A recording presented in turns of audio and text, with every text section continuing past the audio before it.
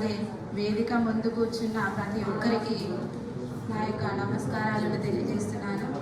తెలంగాణ ప్రాచీన వాగ్మయ అధ్యయనంలో నా యొక్క అంశం జానపదం నుండి తీసుకోబడిన ఒబ్లాపూర్ గ్రామ సమ్మక్క సారక్క జాతర అధ్యయనాన్ని తెలియజేస్తున్నాను.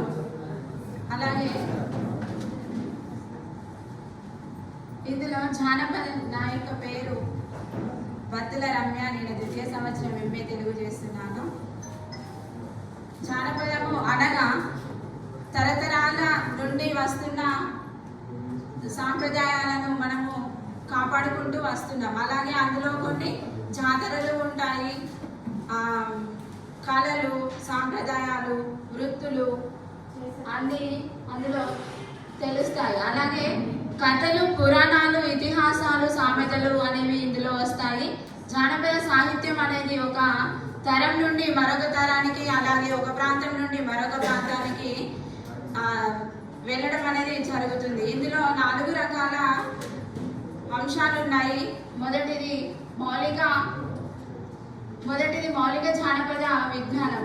ఇందులోకి కథలు, గేయాలు, జానపద పురాణాలు, తిట్లు, సామెతలు అనేవి ఇందులోకి వస్తాయి. రెండవది సాంఘిక జానపదాచారాలు. ఇందులో పుట్టుక, వివాహం, మతాలు అనేవి ఇందులో కనిపిస్తాయి. నెక్స్ట్ వస్తు సంస్కృతి, చిత్రకళ, వస్తుకళ, ఆభరణాలు, వస్తు పరికరాలు అనేవి ఇందులో కనిపిస్తాయి. నెక్స్ట్ జానపద కళలు. ఇందులో సంగీతం, నృత్యం, అభినయం ఉండే ప్రదర్శనల ద్వారా చూపించే కళలన్నీ ఈ విభాగంలో చేరుతాయి. అలాగే గాత్ర సంగీతం, పద్య గీతం, తోలుబొమ్మలాట, యక్షగానం, కోలాటం మొదలైనవి ఇందులోకి వస్తాయి. అలాగే నేను తీసుకున్న ఒబ్లాపూర్ గ్రామ సమ్మక్క సారక్క జాతర అధ్యయనంలో రాజన్న సిరిసిల్ల జిల్లా ఒబ్లాపూర్ గ్రామానికి చెందిన జాతర యొక్క ప్రత్యేకత ఇది. ఇందులో పూర్వకాలం నుండి ఉమ్మడి కరీంనగర్ జిల్లా ఒబ్లాపూర్ గ్రామంలో 1983వ సంవత్సరంలో జరిగిన సంఘటన ఇది.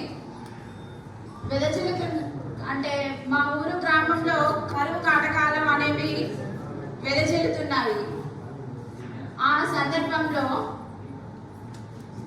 మా ఊరికి వచ్చినటువంటి ఒక బ్రాహ్మణయ్య శ్రీ ఆంజనేయ స్వామి గారి విగ్రహ ప్రతిష్టను చేయడానికి వచ్చారు. అప్పుడు జరిగిన సంఘటన ఏమనగా తనకి మా యొక్క కరువు కాటకాలని అనేది తనకి తెలియజేయడం ద్వారా తను ఒక సూచనని ఇచ్చారు మా ఊరి గ్రామ పెద్దలకి. ఆ సూచన ఏమనగా సమ్మక్క సారక్క జాతరని మనము జరుపుకుంటే మనకి పంట పొలాల నష్టం పోయి మనకి అన్ని మంచిగా జరుగుతాయి అనే ఒక సూచనని ఇవ్వడం జరిగింది.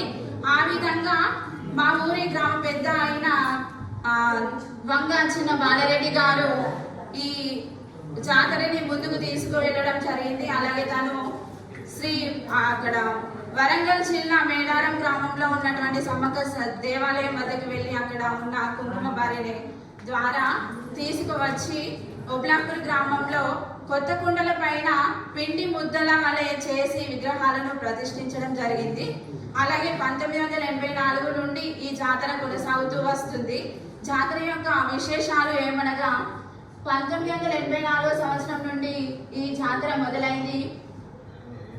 ఇక్కడ గిరిజనులు అనేవారు ఉండరు. గ్రామ వారే పూజారులుగా వ్యవహరించి ఈ జాతరని ముందుకు తీసుకువెళ్ళడం జరుగుతుంది.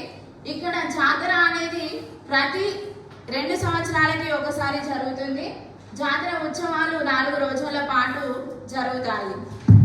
అలాగే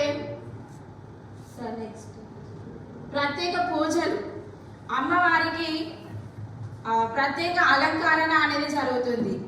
అంటే కుంకుమ, పసుపు, గంధము, కొత్త చీర, పువ్వులు, ఆభరణాలు అన్నీ పెట్టి అలంకరించడం అనేది జరుగుతుంది. ఇక్కడ మొదటగా వినాయక పూజ జరిగిన తరువాతనే ఈ పూజలని ముందుకు కొనసాగించడం అనేది జరుగుతుంది. అలాగే ముగింపు ఏమనగా పూర్వకాలం నుండి వస్తున్న ఇలాంటి సాంప్రదాయాలు జాతరలు అనేవి ఈ తరం వారికి ఎవరికి సరిగా తెలియదు. అలాగే ఇలాంటి సాంప్రదాయాలు